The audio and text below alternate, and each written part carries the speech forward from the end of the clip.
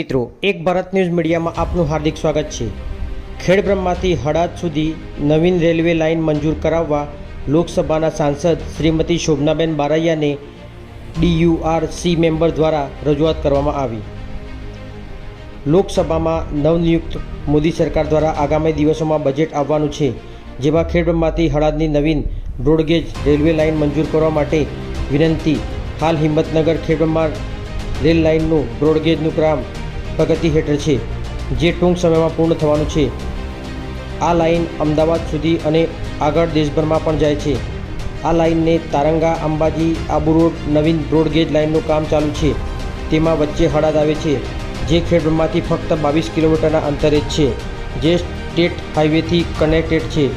જો ખેડબ્રહ્માથી હડાદ સુધી નવીન broad gauge rail line થાય તો અમદાવાદ, દિલ્હી, જયપુર જવા માટે એક નવીન રૂટ મળે તેમ છે।